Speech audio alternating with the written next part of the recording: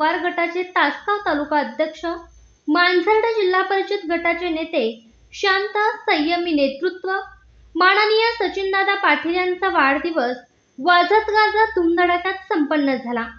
या कार्यक्रमास राष्ट्रवादी अजित पवार गट जिल्हाध्यक्ष अनिल शेठ पाटील, युवक काँग्रेसचे जिल्हाध्यक्ष राजू मोरे, मोरालेचे राजू पाटील, पैलवान तुषार पाटील, पैलवान तानाजी पाटील, मनोहर पाटील, विजय शेंडगे साहेब व जिल्हा परिषद गटातील तरुण युवक पदाधिकारी नागरिक मोठ्या संख्येने उपस्थित होते। यावेळी डॉक्टर रवींद्र मोहिते म्हणाले की सचिनदादा हे शांत संयमी नेतृत्व आहे।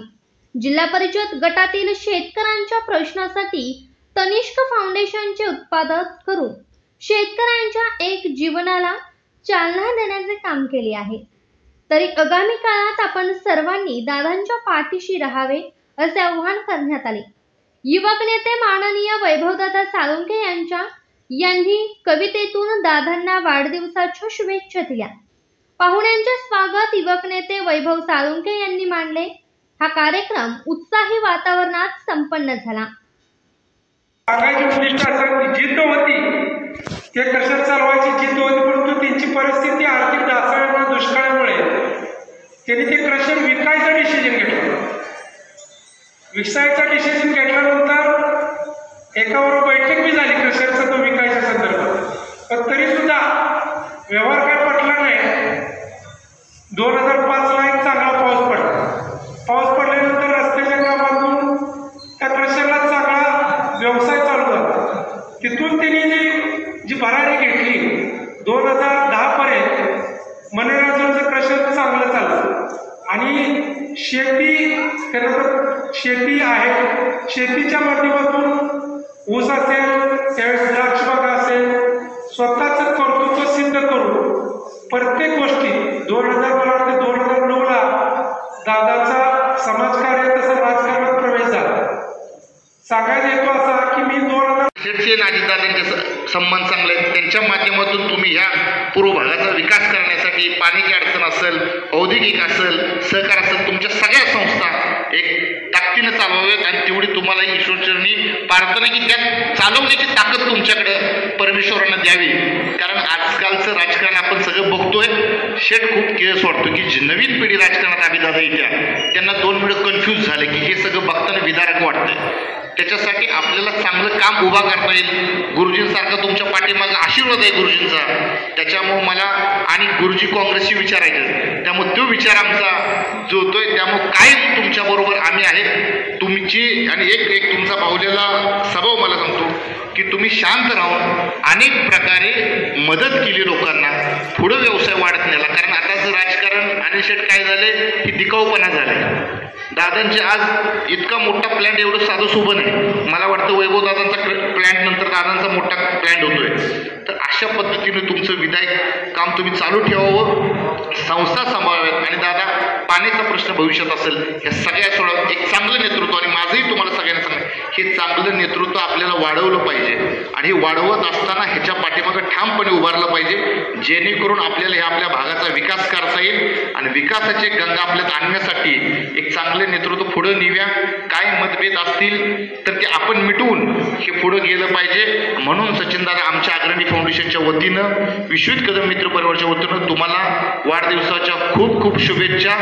थांबतो। सरपंच विश्वास, त्याचबरोबर दोंडेवाडी, विजयनगर, गौरगाव सर्वच माझ्यावर प्रेम करणारे लोक आणि माझ्यावर मांजर्डे परिसरातील सर्वांचं मी खरं तर आभार मानतो। माझी काही इच्छा नव्हती की यावेळी वाढदिवस करायचा, घरगुती स्वरूपात करायची माझी इच्छा होती, पण सर्व मित्रमंडळींनी नियोजन केलं, थोडा उद्योग केलं, तर त्यांचाही मी खूप खूप आभार मानतो। खरं तर तुम्ही त्याचे विषय काढलाच, पण ज्यावेळी अजितदादांच्या पाठीमागे ह्या जिल्ह्यातनं वैभवदादा एकटे पाठीमागे होते, तासगाव तालुक्याला कोणी वारीस नव्हता। एकीकडे संजय काका भाजपमध्ये होते, दुसरीकडे रोहित दादा राष्ट्रवादी शरद पवार गटात होते, पण इथं कोणी तालुक्यातनं धाडूस केलं तो 6 महिने कोण पुढे आलं नव्हतं। त्या वादळात मी त्यांच्याबरोबर जायचा निर्णय घेतला, वैभवदादांच्या विचाराने घेतला, पण आज वैभवदादा जरी माझ्यामध्ये गेले असतील, मी तुम्हाला आशा देतो इथून पुढल्या काळात जोपर्यंत अजितदादा ज्या पक्षात असतील तोपर्यंत मी तिथं पक्षात असणार आहे. कोण कुठेही जाऊ दे, पण मी त्यांच्यावर सदैव राहील एवढा हनुमान चरणी तुम्हाला शब्द देतो. खरंच मलाही त्यावेळी भीती वाटत होती. ही 2 दिग्गज माणसं तालुक्यातली असताना आपण त्यांच्या विरोधात जाऊन थोडंसं कुठं तर कधीही बोललो नाही. आज पहिल्यांदा तुम्ही विषय काढला म्हणून बोलतोय की धाडस दाखवताना भीती वाटत होती मनात.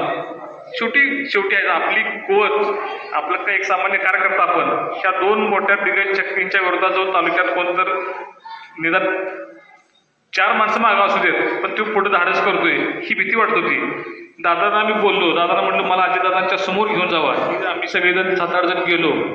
मी बऱ्याच जणांना थोड्या लोकांना विचारात घेतलं, काही ना विचारात घेतलं नाही, कारण माझा तेवढा निर्णय नव्हता. मी वैभवदादांनाही म्हटलं, दादा मग अजितदादांनी शब्द दिला तर मी धाडस करतो, नाहीतर मला चिघरून टाकतील माणसंही.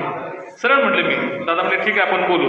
अक्षरशः अजितदादांनी त्यावेळी केबिनमध्ये बाहेर त्यांच्या केबिनच्या पुढे आम्हालाही 15 मिनिटं बसवलं, चर्चा केली आणि पाठी वाट टाकून सांगितलं तू काय काळजी करू नको, तुला प्रतिकूल परिस्थितीत काम करायचं मलाही माहिती आहे, पण मी तुझ्या पाठीमागं आहे, तू निश्चिंत राहा. तिथंच बसलो खुर्चीवर, तिथंच पत्र आज टाईप केलं गेलं. 15 मिनिटात पत्र टाईपपर्यंत थांबलो. तुम्हाला माहिती आहे अजितदादांच्या केबिनमध्ये 2ऱ्या मिनिटाला बाहेर काढलं जाते. काम झालं की चल बाहेर, काम झालं की बाहेर चल. तिथं सगळीच आम्ही असंच बसलो. दादांचं पुढं काम चालू होतं. 15 मिनिटांचं टायपिंग म्हणून पत्र आलं, तालुका अध्यक्ष म्हणून तुम्हाला पत्र देतोय.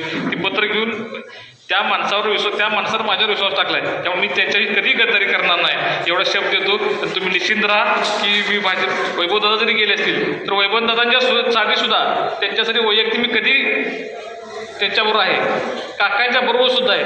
जरी काकांच्या पासून लांब गेलो असलो तरी आजपर्यंत जे घडलो ते काकांच्यामुळेच घडलो, की मलाही माहिती आहे ही माणसाची गोळा होत्या की काकांनी प्रेम दिलं, काकांनी सामान्य कार्यकर्त्याचा सचिन दादा केला ही मलाही माहिती आहे, लोकांना माहिती आहे. त्यामुळं मी काकांच्याबद्दल सुद्धा कधीही प्रतारणा करणार नाही. भले आमच्याबद्दल मतभेद निर्माण केले गेले असतील तरीसुद्धा माझा जीव काकांच्यावर तेवढाच आहे, काकांचाही माझ्यावर आहे की मला माहिती आहे. आजही त्यांचा मला शुभेच्छेसाठी फोन आला. त्यामुळं काय कुणाला वाटत असेल की काकांच्यापासून मी दुरावलं असेल, शेवटी मी त्यांच्या काळजात आहे का तर आहेच. त्यामुळे कुणी काळजी करायचं काम नाही. आणि उद्योगाच्या बाबतीत सगळ्यांनी भरभरून कौतुक केलं, पण हे करत असताना माझ्या घरचं माझं मेडकं ठाम आहे, माझे आई वडील ठाम आहेत, म्हणून मी हे इथपर्यंत करू शकलो. एवढं मात्र आवर्जून सांगावं लागतंय, कारण मागं ते सगळं बघतायत म्हणून हे मी करतोय. समाजात वावरत असताना त्यांनी पाठीमागं सगळं सांभाळतात म्हणून मी पुढं पळतोय. ते समाजकारण बघत बघत उद्योग बघतोय मी, पण माझ्यासाठी ते लाख मोलाचे जसं हनुमंताचं दैवत म्हणतो तसंच माझ्या आईवडील सुद्धा माझ्यासाठी दैवत आहेत. पण त्यांच्या विश्वासावर किंवा त्यांच्या विचारावर त्यांनी आजपर्यंत कुणाचाही रुपया बुडवला नाही. ते संस्कार माझ्यात आहेत. म्हणून संस्था चालवत असताना किंवा दूध संस्था चालू करत असताना पहिल्या दिवशी 100 लिटर दूध गोळा झालं, वाटत नव्हतं आम्हाला. पण 1200-1300 लिटर एका महिन्यात 1200-1300 लिटर दूध गोळा झालं. का तर ही विश्वासार्हता जी माझ्या घरच्यांनी जपली होती गावात, त्याचं फल मला मिळत होतं. किंवा त्याच्या माध्यमातून मी जे व्यवहार वागतोय सगळ्यांच्यावर, त्याच्या माध्यमातून आपण अडचणी खरं तर मधल्या आमच्या 5-10 वर्षाच्या राजकारणाच्या ह्याच्यात आमच्या संस्थाच नव्हती. दोन्ही संस्था होत्या त्या कालांतरानं बंद पडल्या. दूध संस्था असू द्या, पतसंस्था असू द्या. एवढं 10 वर्षानंतर राजकारण करत असताना पुन्हा लक्षात आलं की आपण समाजासाठी राजकारण करतोय, लोकांची कामं करतोय, पण आर्थिक स्रोत वाढवण्यासाठी काय करायला पाहिजे. कारण प्रत्येक वेळी विरोधात कसं व्हायचं, सोसायट्यात दोन्ही विरोधकांच्या ताब्यात, पतसंस्था ताब्यात, ग्रामपंचायत ताब्यात काम कसं करायचं.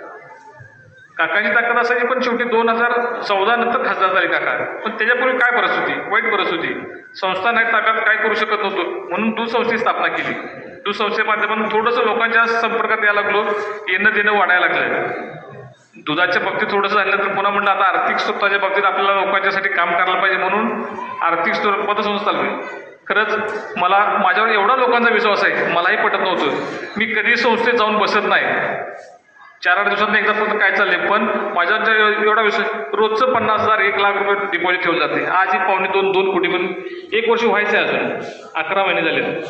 पण एवढा लोकांच्यावर माझा विश्वास खरंच मी भाग्यवान समजतो की माझ्यावर एवढं जीवापट लोकप्रेम करतात. राजकारणात असू द्या सोडा कमी जास्त होत असेल, पण भविष्यात हनुमान चरणी प्रार्थना सर्वांनीच केल्या की देव देईल त्याप्रमाणे आपण तयार आहे. पण येणाऱ्या काळात खरंच 2021मध्ये ऊसाचं एक्सेस ऊस उत्पादन झालं होतं. आमचा महादेव इथं आहे, क्रांतीच्या स्लॅब आहे. ऊस कोण नेतो सगळ्यांची अवस्था वाईट होती. माळाला आमचा 5 एकर ऊस होता. महादेवला आणून दाखवलं, महादेवनं 2-4 वेळा कडे काढून मुकादमा फिरवून दाखवलं. ते म्हटला एकरी 6,000 रुपये द्यायला पाहिजे ऊस तोडायला. अरे म्हणून ऊस एकरी 6, त्यावेळी 6 म्हणजे एवढं कुठलं पैसे नाही, म्हणले 6,000 पैसे तोडत नाही. त्या दिवशी आपण म्हटलं काय करायचं, मी अशी आपली जर परिस्थिती अशी असेल, आपण एवढं समाजात नेतृत्व करतोय, पुढं सगळं करतोय, आपलं असे असेल तर सामान्य माणसाचं काय होत असेल. 10 कोटीला 2-2 हजार रुपये लोकांनी दिले. पैसे एवढे मिळत नसताना काय करायचं म्हणून शेवटी दोघांनी विचार केला की थोडंसं आपल्याला ह्याच्यात काम करावं लागेल. मला वाटतं 2005-06च्या वेळी सुद्धा मी संदीप बापू असेल, पण ती आम्ही सगळी कोल्हापूर